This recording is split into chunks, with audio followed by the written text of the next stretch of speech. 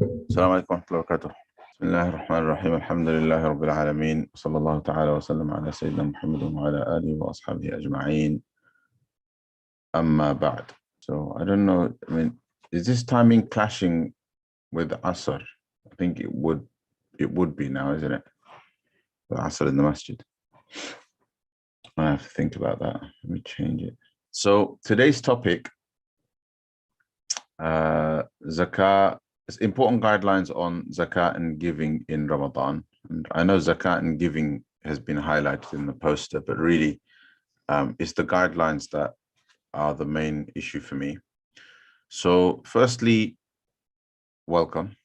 And this is the second of our webinar stroke Q&A sessions in Ramadan. It just gives me an opportunity to discuss something, have some Q&A, have some discussion, inshallah ta'ala, with you. So today, this topic was chosen because really so that I could discuss some guidelines around Zakah and giving that aren't often discussed, right? Or even if they are, they get overlooked a lot.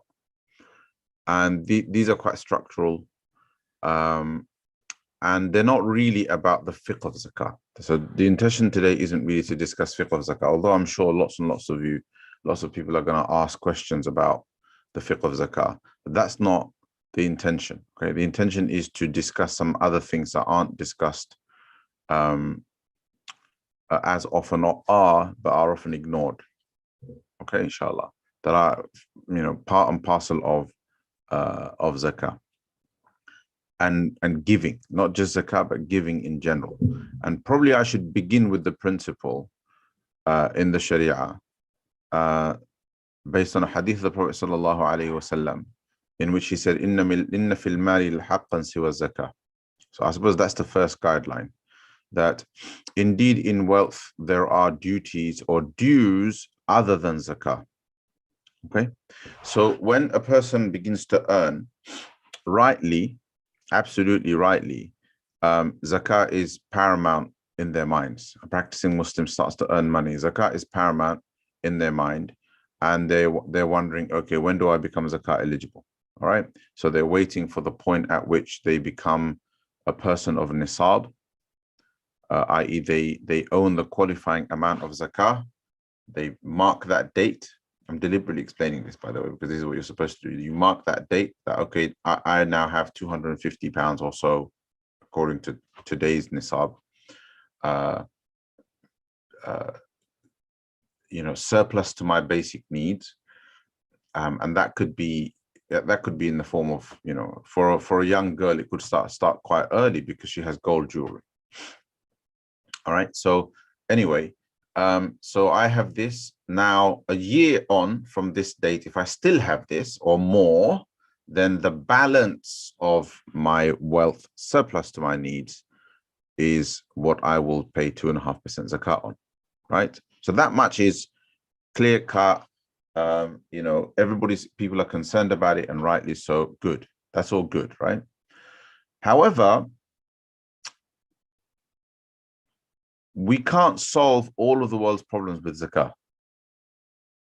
I don't know. Maybe there are some stats out there that show that we can, but we can't. As in, if you just think locally, your village, your town, your area, your street, all of the problems that exist there, probably you wouldn't be able to solve with the Zakah of the people on that street, simply because there are too many complexities, right? There are too many complexities. So, because not all of that Zakah would be given on that street. Some people will want to spend it elsewhere. There may not be enough Zakah on that street. It may be a poor street. So, it's, and so on.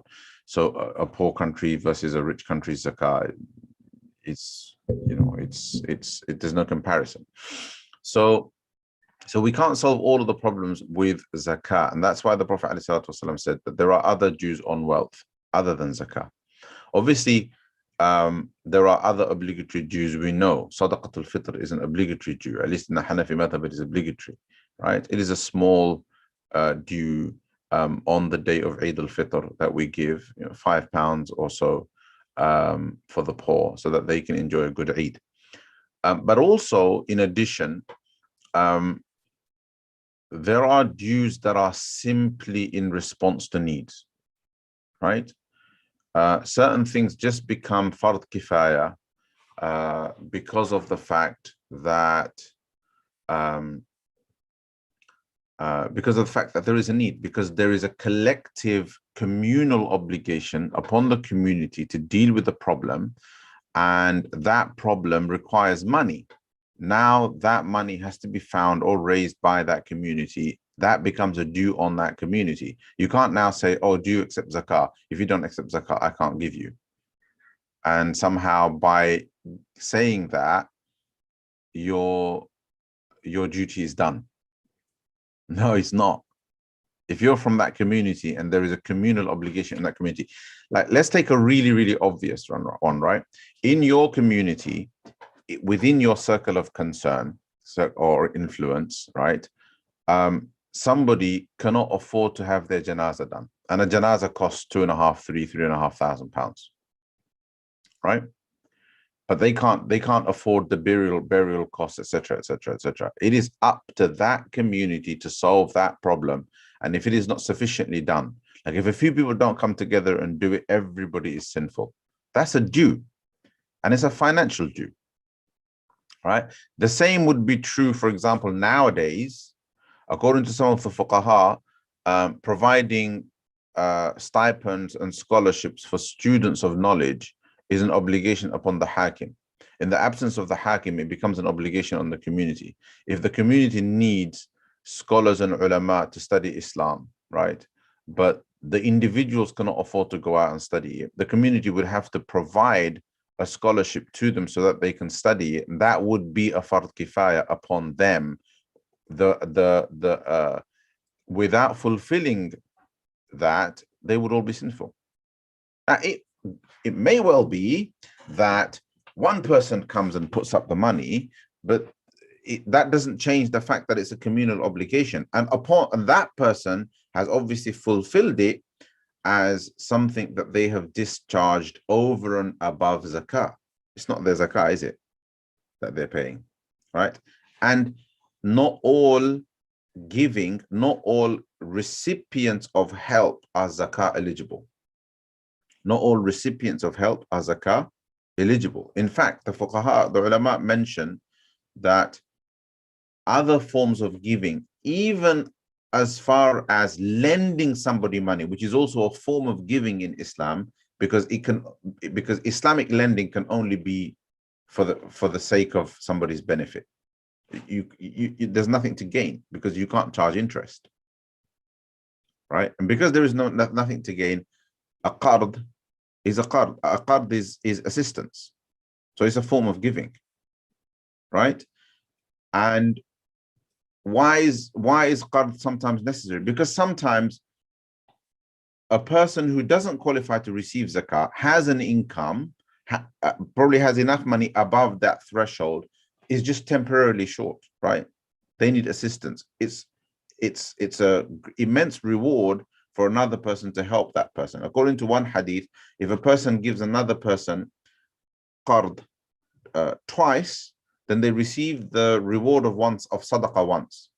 You give somebody £1,000 loan twice, then you get the reward of giving them £1,000 once. Meaning, if you work that out mathematically, that qard has half the reward of giving, right?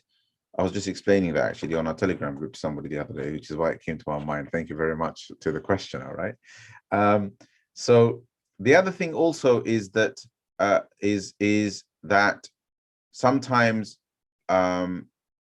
people's zakah is exhausted, but they still have money. You know, most of us can afford far more than our 2.5%. Yes, your obligation is done, but there are still needs. So zakah is,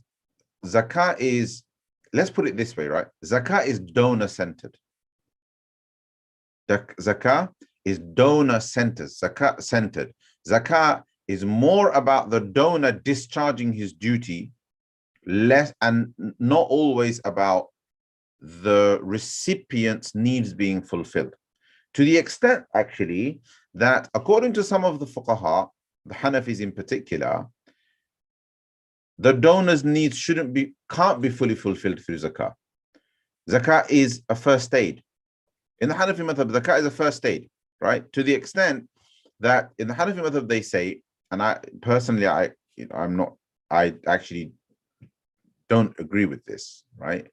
Even though I'm a Hanafi, that when you give somebody their zakah, when you pay somebody zakah, you cannot give them so much that they become eligible to give zakah, meaning you can't give them enough that after their needs, they are left with the nisab amount. So nowadays, it would be 240, 50 pounds, right? So according to the Hanafi madhab, strictly speaking, right? I don't know how much this is still practiced. I have seen some recent fatwa where they do still say that. If in the UK, if you help somebody, for example, right, who really was struggling, it's makruh for you, it's not haram, by the way. So it's makruh for you to leave them, to give them so much that at the end of it, they're left with more than 240 pounds. What's 240 pounds? That's hardly going to get them, that's hardly going to solve their problem. That's first aid. Meaning, the point I'm trying to make isn't whether or not this view is correct or incorrect, or whether it should be practiced or not practiced. That's not the point. The point here is that the fuqaha understood it as first aid. It doesn't really solve anything. Yes, when zakah is correctly administered by the state, it can solve problems, because the state collects all of the zakah, right? Has it all gathered, and then can solve problems accordingly and give it strategically. But we don't have that capacity, right? So inna fil mali haqqan siwa zakah, remembering that there are other dues on our wealth above zakah, is an important principle and guideline to always keep in mind. And that's why we must always participate in other forms of giving. So that kind of lays the foundation for other forms of giving. The other principle, and this is probably the most important thing I want to say, is that there is a decision-making process involved when deciding who to give to. All right? And there are also certain ideals to try to pursue. Okay? Let me put it this way, right? Your zakah is due, it's 500 pounds. Okay? What's the easiest thing to do? The easiest thing to do is open up, go to your favorite charity, punch in your debit card details, enter 500 pounds, choose someone and give it, right? And there is a market for that. This is what everybody wants to do. That's why this is what all charities try to sell to us. They try to say, come and donate to us. We've made it really, really straightforward. We've made it really, really simple, right? But is it supposed to be like that? Is it supposed to be simple in that way? Right? And the answer to that is no. It isn't supposed to be something you just, it's a rag that you're going to throw away in the bin. Right? It's such a cold act, right? To go and just punch in your credit card details in. Absolutely no knowledge of who the money is going to. The only thing you know is a corporate brand, is a corporate charity brand. You know the Islamic Relief, you know the Muslim Aid, etc. You don't know the poor person. You don't know a poor person. You might not know any poor person, right? That, my dear brothers and sisters, is not a good thing, right? That is soul destroying. The Prophet ﷺ used to mingle with the poor. He used to get to know the poor. He used to be accessible to the poor, all right? So and this becomes far worse when actually there are poor around you, right?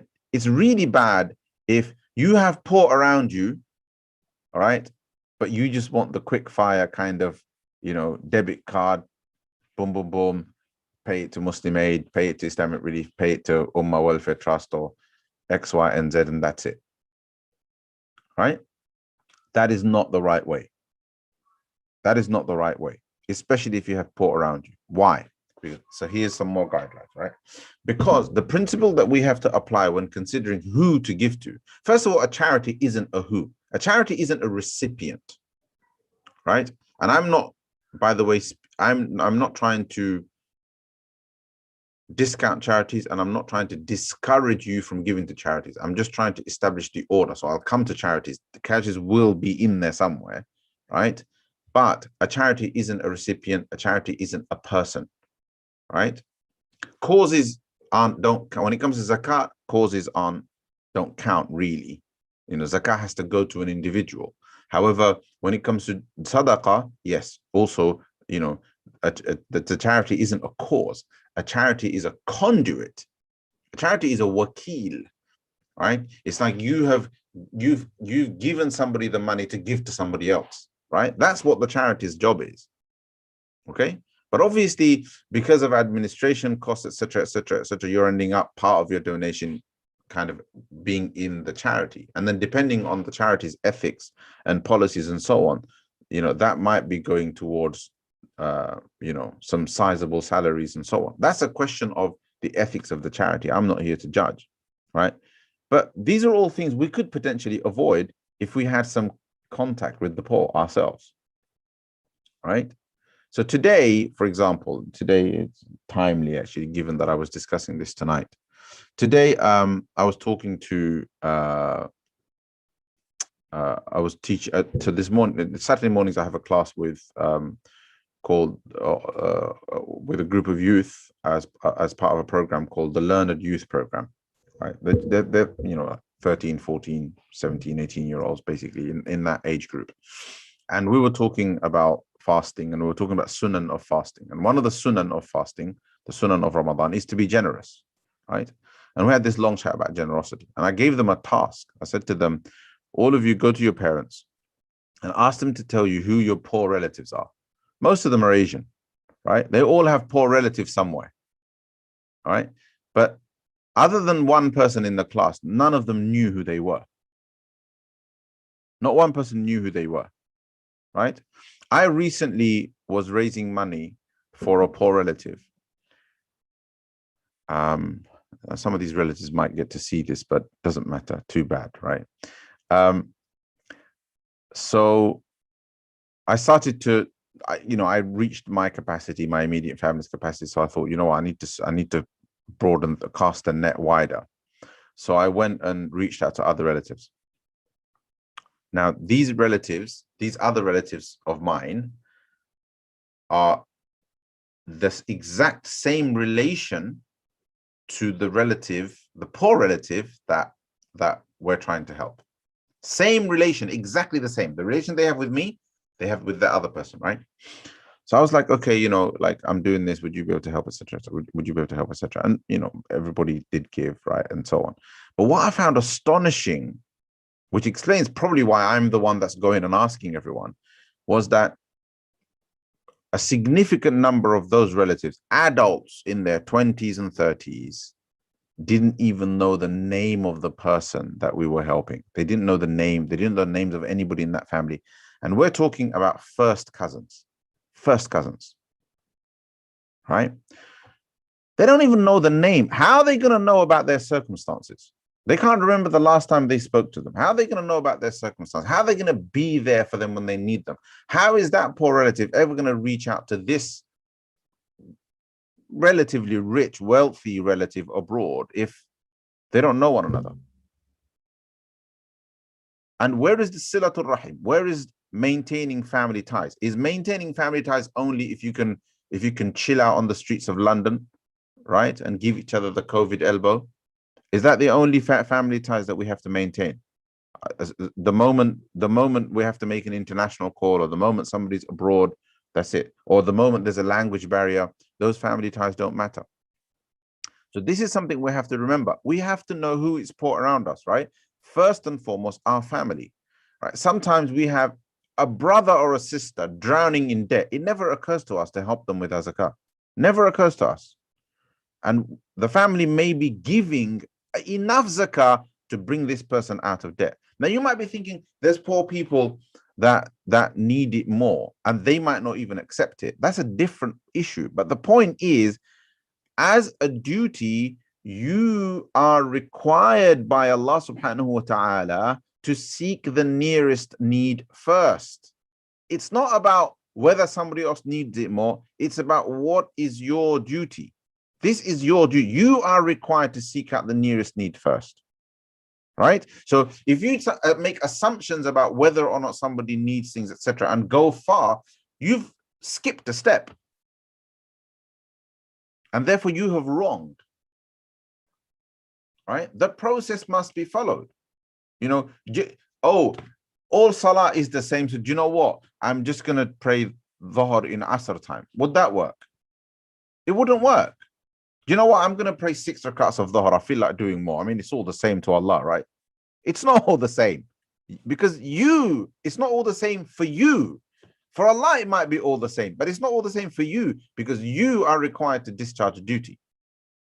Right? I am required to discharge my duty in a particular way, according to a particular method, a system, an order. That's why, you know, when we don't do things in the correct way according to the sunnah, we end up at risk of committing a bid'ah. Right? Things have to be done as prescribed. So therefore, I'm skipping the step, even though it may well be that that person doesn't need it, but I have to seek that step. I have to seek to fulfill that step. So, you know, everyone has to know, if they have people in their circle of contact, particularly among their relatives, the closest first, blood relatives first, the next extended relatives, and seek out the poor among them and try to get donations and zakah and etc., sadaqah to them directly, and continue to keep an eye out for them. That is the proper order of things. Then people who in some other way you have connections to. Then local needs. You have to fulfill local needs. The Prophet ﷺ sent Mawarid radiallahu anhu and told him to take the zakah, collect zakah off the poor of a land and give it to off the rich of a place and give it to their poor. Not send it off to some remote land or give it back to headquarters like the British did. Right? Islam didn't operate a kind of colonialist regime. Even if it conquered a land and it collected zakah from people, it spent the zakah on those people. That's what the Sharia requires, to the extent that the fuqaha say that it isn't permissible for that zakah to be sent elsewhere until and unless the local needs, the needs of that place, are exhausted. Only then can money be transferred elsewhere. Does that make sense, brothers and sisters? Right? So that's extremely important to remember, right? So the principle basically is al-aqrab fal-aqrab, the nearest, then the nearest, then the nearest. And you apply that principle to relatives first, and then you apply that principle to other needs and causes after, with regards to both your zakah as with regards to your other charitable needs. So now you have a local masjid, right? Every single one of you should have a standing order to your local masjid. Why? Because it is a service that you use. It is a service that you use, right? And it should be generously looked after. And then, having set up your standing order, you should be going to that masjid and asking them what they're doing with that money. And are they using it? Are they using it for services, right? Now, like, I hate to give examples because it puts people I know and love and friends on the spot, but people around me, people around us are doing this all the time. I'm making this mistake all the time, and it's frustrating to see. So on the one hand, we have the problem of people not following principles when it comes to giving. And then on the other hand, people who are collecting money are spending it wantonly. All right. So, for example, I'll give you like, you know, this is a pet peeve, right? A masjid can spend £20,000 renovating a wudu khana that does not need renovating, and £15,000 replacing a carpet that could have been washed. Right? This is a slight tangent, by the way. This isn't, now we're not talking about giving, because we're now talking about spending the money. But hear me out. I'm going to relate it to you as the giver. So they can spend £20,000 on a new wudu khana that just needed a repair and it needed clean, just smell a little bit. The next one is just going to start smelling a week later because you can't be bothered to clean it properly because you don't have a cleaner. Oh, guess what? A cleaner costs £20,000. Oh, no, but that we'll do it voluntarily. But still, our masjid is going to smell and our toilet's going to smell. And then we're going to replace it and spend it. It's just absurd, right? The carpet's going to get changed. Why? Because, oh, it's gone old and it's a... Use it. Wash it. It's going to cost you £200 to wash that carpet. Right? It'll be wet for a little while and then it'll dry and then boom, you got a brand new carpet. Right? So the point is, no, we won't do that. We will spend £20,000 here, £15,000 there, for little bits and bobs here and there, renovating, decorating, etc., etc. £40,000 spent in the year, but that 40 grand can't go to a, I don't know, to a youth activities coordinator, to a youth counselor, to somebody who can uplift youth, inspire youth, mentor youth, right? Get them off the streets, get them off drugs, right? To, you know, set up some youth facilities, rent some additional space and create a kind of a masjid connected youth space or youth center. No, we can't. The money isn't available for real work. The money is available for decoration. And guess what? When they come and they appeal to you, you'll give the money. I'll give the money. We'll give it because we want the masjid to look good. Or we don't want our youngsters to do well. You know, we don't want our youngsters off drugs. I mean, like, who wants that? But yeah, a nice mihrab. Oh, subhanallah. Yes, let's have that nice mihrab. Let's have that nice wudu khana with the sparkling tiles. It's pathetic, right? Now, bring it back to the giver. You as the giver, you have to give. It's your local masjid, right? You have to give. But also you have to give so that you could, excuses are eliminated. The masjid then has, if the masjid is sufficiently taken care of, then it has to spend money in the right way. And it will spend money if the donors demand that the money is spent that way. Why do you think masajid always do bricks and mortar campaigns? You know what? We're going to spend £500,000 on a minaret because, oh, guess what? You're going to give if we ask you.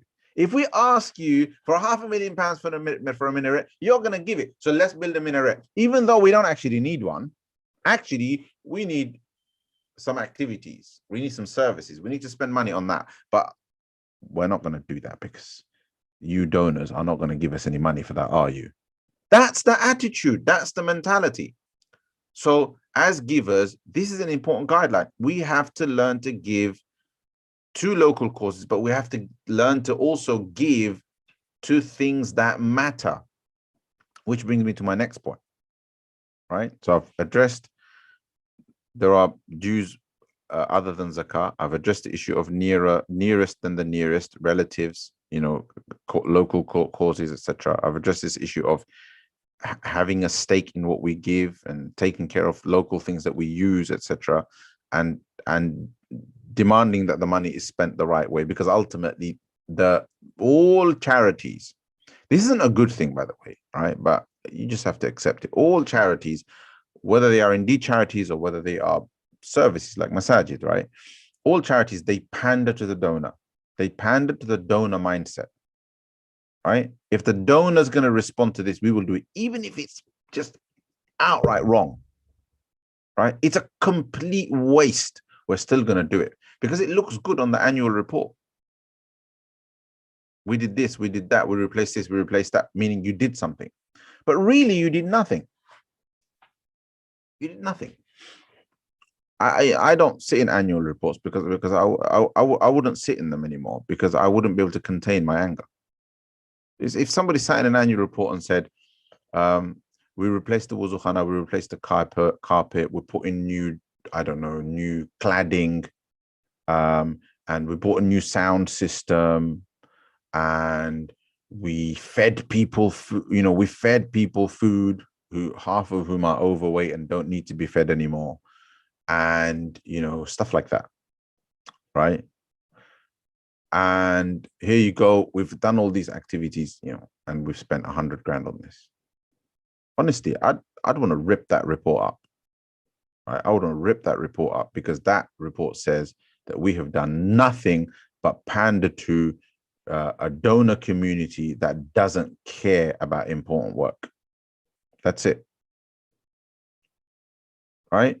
So I'm talking about masajid because charities are something, you know, a bit of a distance away, because you can't influence a charity.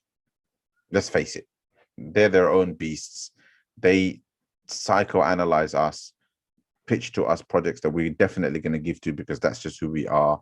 And then, boom, we're going to give, and they'll carry on. And no matter how much sound you make, nothing's going to change. They're big things. They're big beasts, right? Masajid, we can influence. Okay, so that's, you know, that's the other thing. Like, we have to change the donor mindset. We are the givers, so we have to change our mindset. Now, coming back to the point of worthwhile causes, right? Now, there are structural causes, structural needs in the community that the Muslim community has become, like, we have become experts at ignoring them for other things that are just unnecessary. You know, so I gave you the wudu khana, and I have a whole presentation on this, by the way. I gave you the wudu khana and you know, carpet example, right? It's very local. It just happened in my local masjid. It's wonderful work. Wonderful work. What can you do? I can't. It's too controversial for me to create a public outcry. I've got to go along with it. I've even participated in the fundraising. I mean, it's so pervasive that I've participated in the fundraising, but it's against my principle. But I've ended up leading Jummah, and I've said, oh, you know, please donate generously, bro. So far, I've actually avoided, except for once, I've avoided mentioning these projects that I really don't want people to spend any money on. That's the bottom line. I've posted this event to my local masjid group. Some of them might be watching it. That's the truth. That's the bottom line. That's how I feel about it. All right. So, you know, I don't want to offend people, so I won't challenge them to their faces. At some point, I'll present an alternative. I did mention to one of the brothers that the next big campaign for this masjid, I'm going to suggest, and I do hope you're not going to turn it down, right? And that's what it's going to be. I'm going to suggest that they employ a youth coordinator, right? To get those kids off the streets and to engage them and to do one-to-one work with them and to mentor them and to counsel them.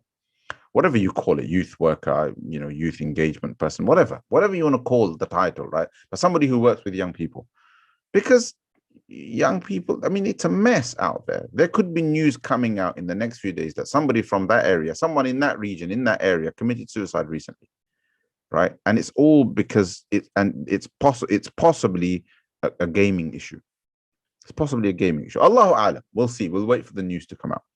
We just got the news that a boy got stabbed to death. 14-year-old boy, right? I have a 12-year-old and a 17-year-old. 14-year-old boy got stabbed to death in Canning Town, right? That's what's going on.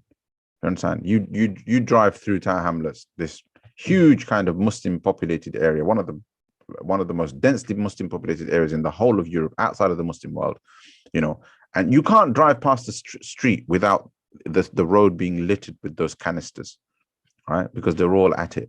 You know, they all need a high of some sort or other. But now the masajid, not a single masjid, not one, right, has dedicated youth services. Not one. Okay. So now let's go to another need, education. So go to any area in the Muslim community in the UK. I'm talking about the UK, right? Go to any area in the Muslim community in the UK. Okay. Where there is an Islamic school, right? Or some sort of madrasa-based structure, right? You know, like some sort of dedicated educational service, yeah, that takes some fees and seeks support from the Muslim community, right? Usually, a project like that takes off because there's a sizable community in that area. Listen to me carefully, right? That automatically means that there is a 90% chance that in the same area there is a dazzlingly beautiful purpose-built masjid. Okay? Now, I invite you to go and compare what the community has spent in capital expenditure in setting up the masjid compared to what that community has done for that school. Despite the fact that both are fundraised. It's not that the fundraising hasn't happened and the school hasn't asked. They've asked. Right? They've asked. You go to the local millionaire. Yeah. One meeting is with the masjid committee. They've walked away with tens of thousands of pounds in donations pledged. The next meeting is with the local Islamic school. They've walked away with a few bob, a couple of grand. Right? That is fact. And I have 15 years of fundraising experience to tell you that that is fact. Right? People are not. Education is a structural need. Who is going to attend these masjids from the next generation if they are not educated Islamically? We don't have the village anymore. The village isn't going to educate them. The village doesn't exist. Who's going to educate them? It's going to be madrasas, Islamic schools, Darul Ulums. Right? Yet we don't want to spend on these institutions. When they raise money, nobody wants to give. But when somebody wants a minaret, £500,000, no problem. Right, £500,000. Most of these schools are so small. The £500,000 is the year's budget. Right, schools have to operate out of rented buildings because purchasing them is difficult. Illa mashallah, there are some communities that do that quite well. The Gujarati community has done a better job at taking care of their schools. Right, better job. It's not perfect, but it's done a better job. Right, other communities haven't. So again, like it's going to sound like I'm against charities. Now it's going to sound like I'm against masjids. I'm not. Fine, even though the Prophet ﷺ advised against it, spend £5 million and decorate your masjid. Even though the Prophet ﷺ has advised against it, spend lots of money to put ornaments and I don't know, and calligraphy on the walls of your masjid, etc., etc. Fine, even though the ulama don't like these things. Go ahead and do it, but don't deprive the other projects. When it comes to the other projects, why is it that the community suddenly doesn't have money? It's a poor community, etc., etc.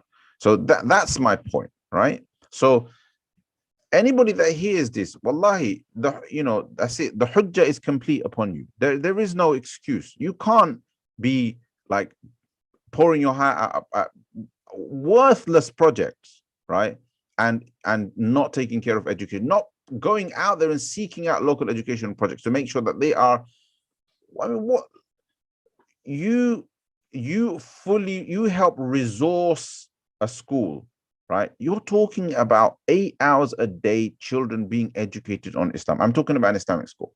You resource a madrasa. You're talking about 2 hours every single evening, children being educated on Islam, because you have made sure that they have the resources needed so that they can have an outstanding education. And the variables are significant. In a masjid, it's bricks, mortar, carpet, imam, go pray out. The variables are, this it's not a big deal. In a school, you're talking about curriculum, teachers, teacher training, inset, the delivery of that curriculum, sustained time with the children, child protection, government regulation. You've got all of these variables. All of this costs far more money than it does to maintain 5 times salah in the masjid. And we don't acknowledge that, right? So causes, in addition to everything that I have said so far, we have to pick our causes responsibly, carefully, intelligently. How can this community, how can this generation, my generation, right? My generation and everybody younger, not make intelligent choices when it comes to donating when we are educated, right? We often say, oh, our elders, they weren't educated, but still they did a wonderful job. Well, you're educated. Why are you behaving exactly the same way? Where's your education? Okay, so education is a structural need, right? A society's development, one of the measures of a society's development is its education. There are other structural needs as well, but we don't have, luckily, we live in the West, those are structural needs we don't have to worry about, like health, right? Like safety and security. Those are things we don't have to worry about. Why? Because these are things that the government is competently taking care of, right, in this country. Because it's not an Islamic government, because it's not an Islamic country, the structural need of Islamic education isn't being taken care of. Okay, now you might say, okay, well, masajid can take care of that, but they're not. They're not. Why? Because you will pay for £1 million minaret, but won't make sure that the masjid can afford 40,000-50,000 pounds for a first-rate imam who can make sure that the education that the children receive is outstanding. You won't do that because the imam needs to be on £250 a week, and then universal credit, etc. Bump it up, a bit of lying, a bit of benefit fraud, and then boom. It's okay. We've got an imam, mashallah, and he's been with us for 10. He's been with you for 10 years because he's willing to tolerate your abuse for 10 years. This is abuse. It's dhulm. You've forced him into a position where he has to lie on paper. All right. And the community is like, oh, mashallah, our imam is so great, etc., etc. Bechara, right? Isn't, and if he's so great, then why are you not satisfied with the children's education? Right? And then there's the other side of the community that's moaning about the imam, or moaning, we need a better imam, etc., etc. But will still only give money to bricks and mortar. It's just a bizarre mess. All right. So give your zakah, give your donations. Make sure you follow the guidelines. Right? Make sure you follow the guidelines. The guidelines over and above the rules of zakah, the fiqh of zakah, there are other guidelines that are to do with taking care of your own, taking care of relatives, taking care of local causes, local needs, making sure that, nowadays charities are starting to do away with timeless principles of zakah, like tamlik, for example, like making sure that zakah gets to the individual. Because the zakah is something that everybody is rushing to give, charities have too much zakah. Now they want to be able to spend it wherever they want. They want to be able to spend it in lots of different causes, but they can't because there's all these limitations. Now it's like, okay, well, let's see if we can spend the zakah elsewhere. Now all of a sudden zakah is being spent to build masjids, to fund TV stations, etc., etc., etc. Now I get there's some difference of opinions on these issues and so on, but it's all happening because the whole fundraising strategy is wrong, because charities go and do fundraising campaigns based on what people are willing to give for, not what people need, not what community needs, not what the poor need, right? And as a result, they're going and raising too much zakah because everybody's got zakah to give in the first world. All right. And then there's limitations and restrictions of zakah. And then charities, their infrastructure for raising money is really, really good, but the infrastructure for giving money and reaching the poor isn't as good. Right? It's a giver-focused industry. So I was making this point. Zakah is donor-centered because it's the donor discharging his duty. He has to get rid of this money. Where other forms of giving are more recipient-centered. Often sadaqah campaigns are based upon the needs of the recipient, right? You as an individual have to start to become recipient-focused in your giving by finding recipients whose reality you can connect with. Really, really important. Okay. In that, there is spiritual benefit. You benefit from the spiritual benefits of empathy and sympathy and mingling with the poor and learning from them and observing their character and observing their life and learning gratitude for what Allah subhanahu wa ta'ala has given you. There are spiritual benefits to this, which is why the Prophet ﷺ used to mingle with the poor, right? And used to be approachable to them. Okay, inshallah.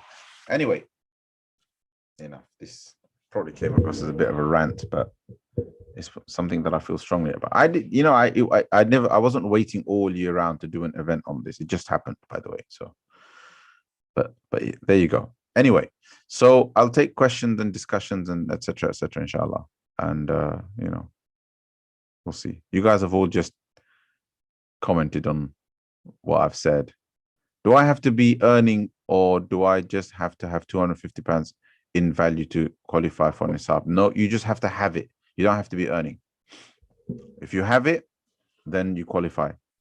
Okay, inshallah. A kid with savings but not earning, yep. You know, zakah should be given. How does one get rid of haram wealth? You get rid of haram wealth by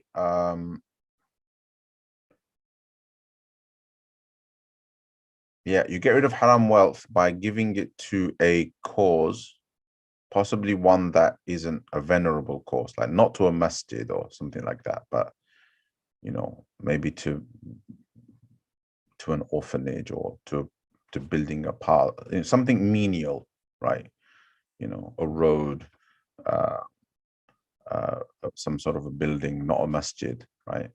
To give it to those kind of causes, and as well as you could also give it to the poor as well. The ulama do allow that as well, but you must do that without any intention for reward, without expecting any reward, without the intention. You're literally discarding it.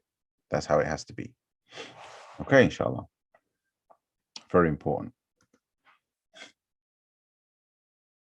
So I just want to finish a thought off that I didn't finish off, which is that I'm about to lose that thought now, actually. I'll come back to it. It came to me and then it just went. Okay, so right. Yes, the recording will be available later, inshallah. In fact, yeah, so it'll be on YouTube. Same link. I'm trying to like. Okay, how do you check the zakah? How do you check the nisab threshold? Yeah, so this is where that's now I've remembered what I was going to say, right? So this is where, you know, the charities are quite useful in that most of the websites of the major charities will tell you what the nisab is. If you just do a search now, you'll find it. Okay. Also, gold and silver nisab, a really good place to go to for them is jewelers, right? So jewelers usually will be able to tell you.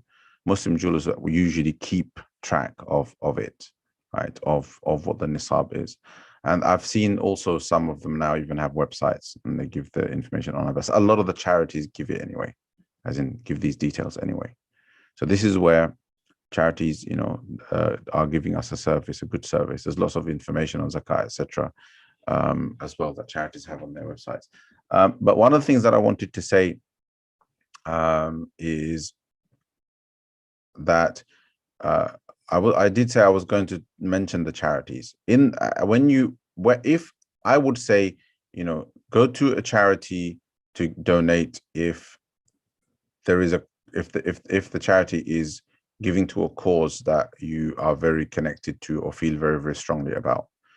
You're supporting that cause and you have no access to that cause except through that charity, then it makes sense. Secondly, if you have nobody, no one, you know, like some people are from wealthy areas. They're from they got no there aren't any poor people that they have any access to back home. I'm from a poor area back home, right? And yes, and the vast majority of Muslims in the UK have connections to the third world, right? Not everybody does. There are many Muslims in this country who are from the UK, you know, reverts and so on, and they have a different reality. They have a different outlook when it comes to giving. They do go and seek out, you know, other causes. But some of us actually have people who depend on us, who are poor relatives, and our parents and grandparents have been taking care of them all of their lives, and we don't even know who they are. So my point is that take care of them first, and then, but then if you don't have anyone left or anyone like that, after having sought them out, then yes, you know, and you have no means to access the poor and so on, and you don't know any local causes, you don't have any other recourse, you've tried your best, then charities are an important service. but they shouldn't be charities are not our first stop. That's not where we go. It is not the optimal way to give to fulfill our duties when it comes to giving. All right, there's our obsession with, it should be simple, etc., etc. It's not ideal. All right, and in order to make it ideal, charities and the community, we have to be a lot more creative. I heard about this Turkish charity once, and I thought it was fascinating kind of ideas that they came up with to try to capture the spirit of giving. And one of the ideas was that that in order to support poor families, they twinned a poor family with a wealthy family to create that connection between the rich and the poor, right?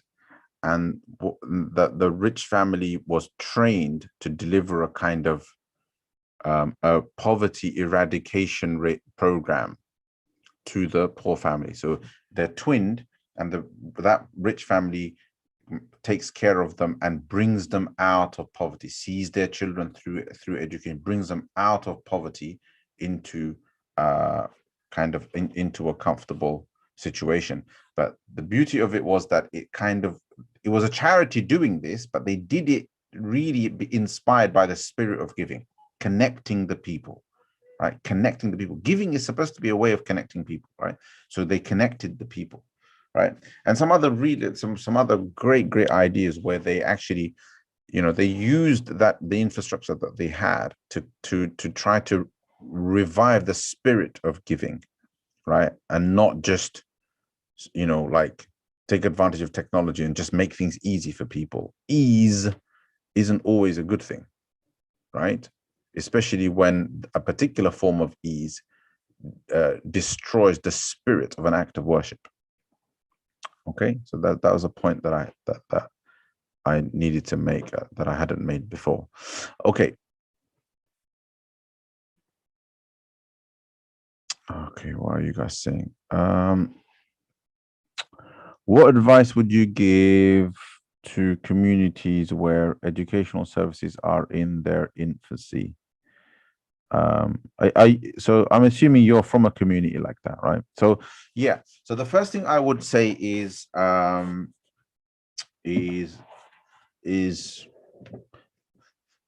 okay. So the basics that people will do, right? The first thing that people tend to do is they'll set up a masjid or a center. They'll find an imam and they'll get that imam, and then leave the children with that imam, and they'll just get the imam, and they'll just get the imam to teach the children.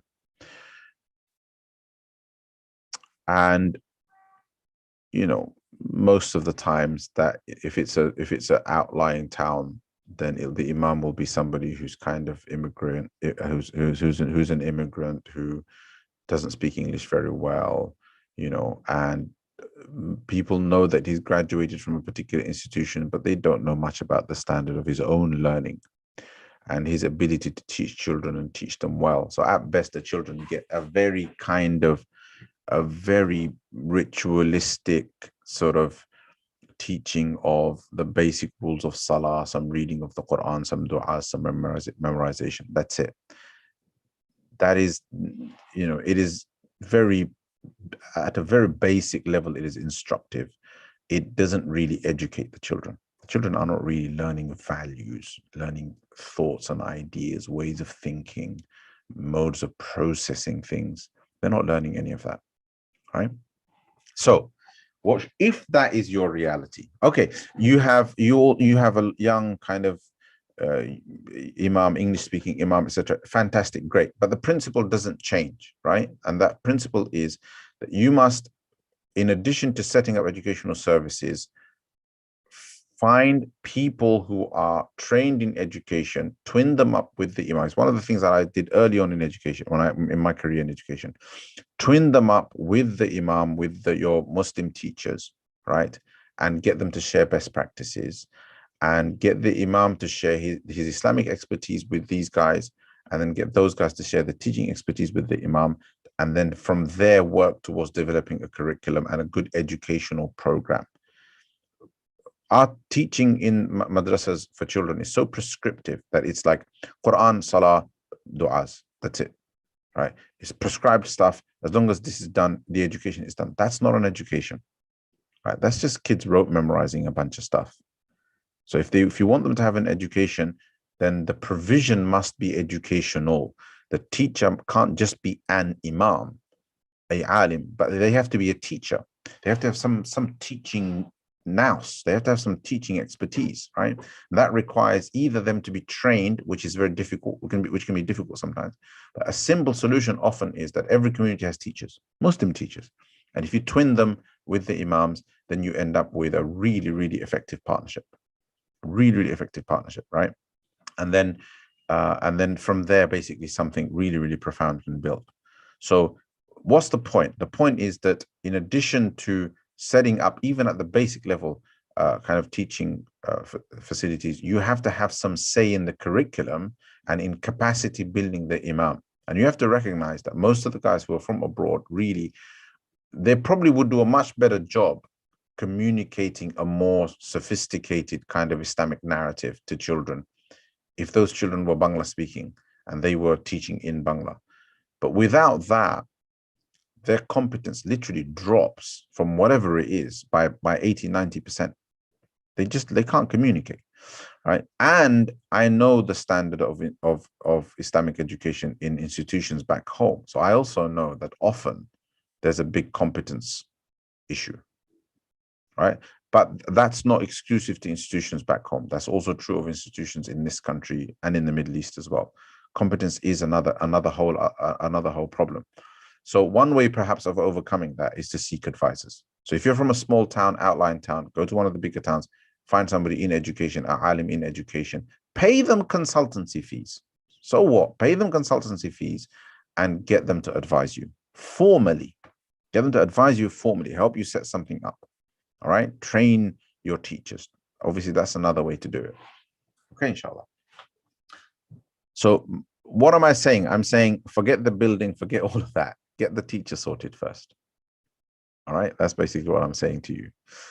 I hope that makes sense. Come back with some comments if you have any comeback on that. I have no idea if I've responded usefully actually to your question there. What's your opinion about the fact that we should use the gold standard for giving zakah because £250 odd isn't a real saving nowadays? Well, so first of all, I've told you that the objective of zakah isn't really to give people savings. Okay. So you mean from the point of view of the giver? Yes and no. Because zakah is percentage based, in my opinion, it doesn't matter. If you have £250 saving and you've had that for a year and all you're doing is giving zakat on £250, how much are you giving? You're giving £7.50 or less than that,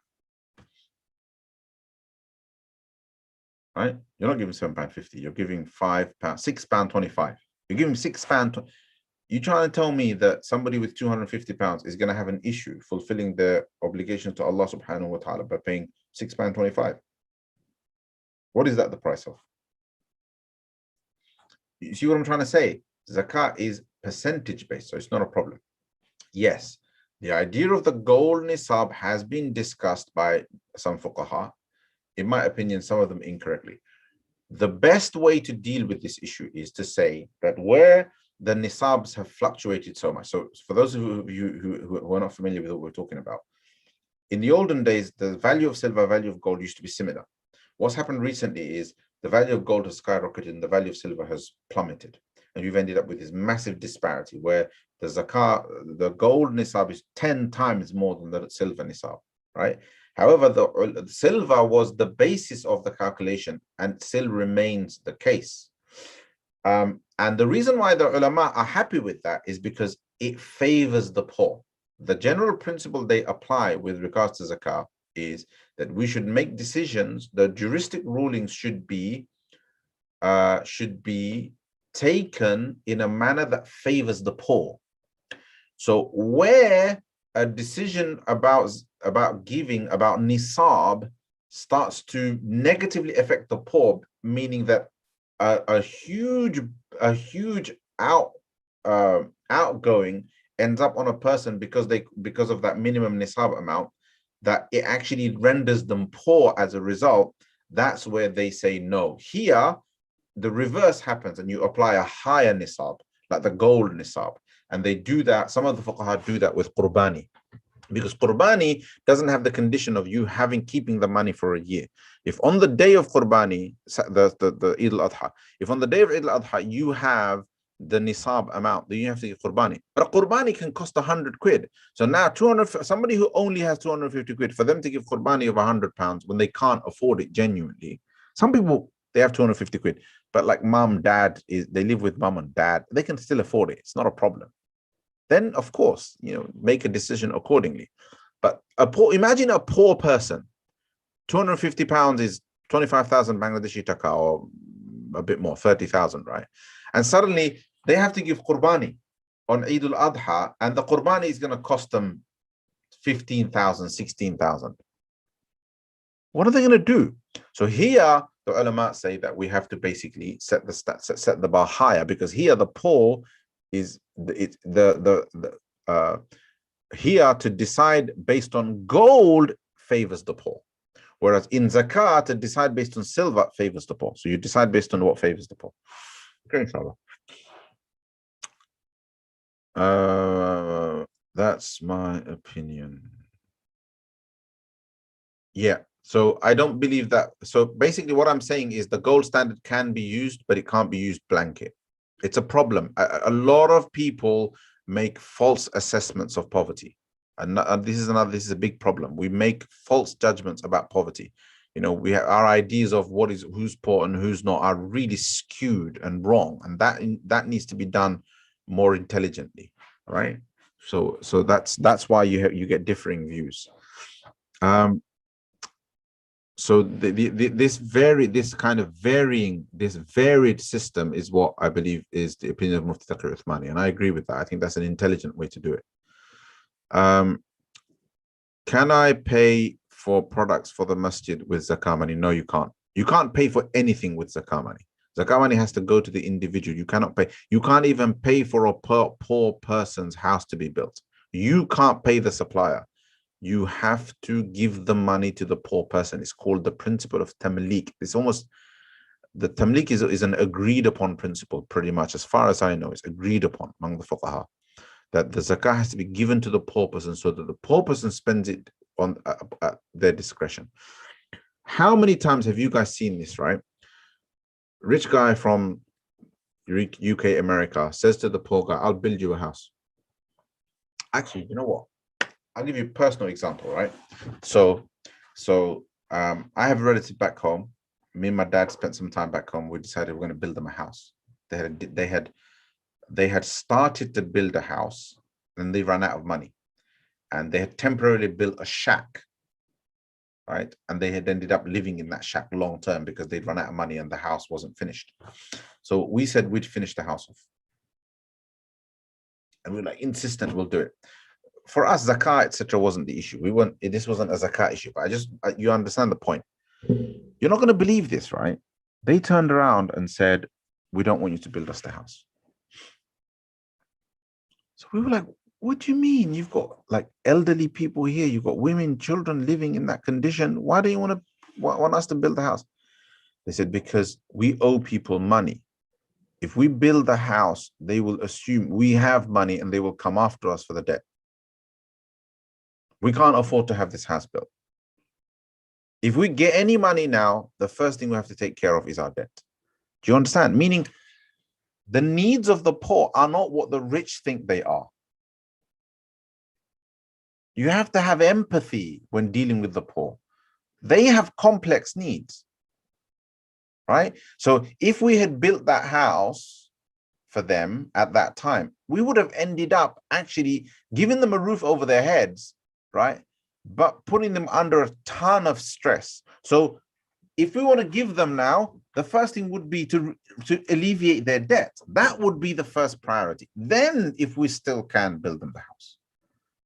All right. So we have to basically take care of the needs of the poor. in an empathic way. And that's why Zakah I think it's genius, right? Obviously it's divine, it's from Allah subhanahu wa ta'ala, but the principle of tamlik is genius because it gives the discretion of spending according to their needs to the poor, not to the rich. The rich have to simply hand it over to them. All right. In fact, if you pay for something, you have to take legal permission from the poor person to act as their representative with their money. You know, I'll help you administrate it so that you're relieved of that burden, as long as you agree it's your money, make me, you know, like give me the responsibility to do it. That's how you would have to do it. You can't, without giving them the money, just go and spend it on their behalf. That's not permissible. And your zakah, most importantly, your zakah isn't done if you do that. If you do that, your zakah isn't done. Okay? How would, oh my goodness, time, subhanallah. All right, sorry, time flies, time flies, time flies. So that question is answered. No, you do the 2.5% on the balance. So the question is, do I do 2.5% on the income over 250 only, or the whole sum? You do it on the balance.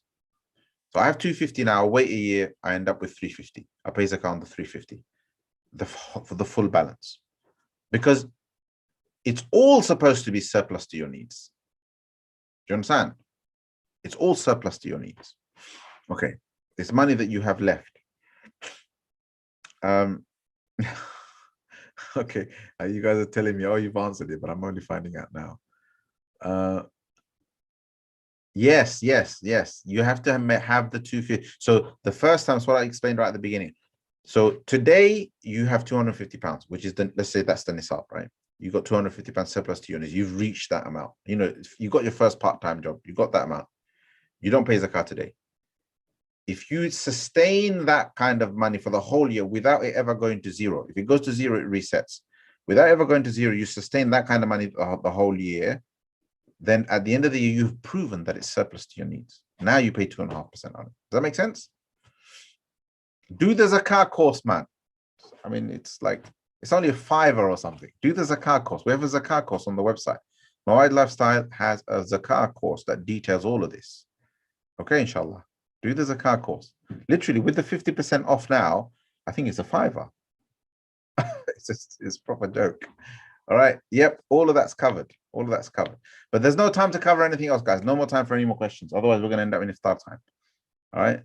I bet you any money that, you know, there aren't any sisters here at the moment. All right. So anyway, Jazakumullah khairan. I hope that was beneficial. Good discussions, good questions. Check out the zakah course. Check out all of our courses. We just yesterday announced a 50% discount of everything. So Mawarid Lifestyle. Check out the courses. Tomorrow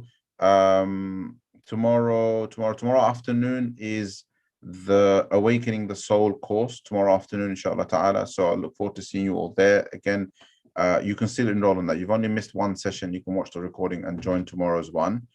And tomorrow evening is Muhasibi's Risala at this time at 6:30, 6:45. But please, I want people to do the courses and benefit from them, inshallah ta'ala, which is why we've done the whole 50% discount thing. And inshallah, and also please join our Telegram group, and I will announce a little campaign for Mawarid Lifestyle as well. Okay, inshallah ta'ala. And I wanted to get it ready for today, but I couldn't. So inshallah, I'll announce it soon. And I'm looking forward to everybody participating in that as much as they can. That's going to be quite an important one, inshallah. You'll see when the time comes. Okay, Jazakumullah khairan. And I'll catch you in the next activity. Subhanallah bihamdihi, subhanakallahumma wa bihamdika, ashhadu an la ilaha illa anta, astaghfiruka wa atubu ilayk. Sallallahu ta'ala wa sallam ala sayyidina Muhammad wa ala alihi wa ashabihi ajma'in. Assalamu alaikum wa rahmatullahi wa barakatuh.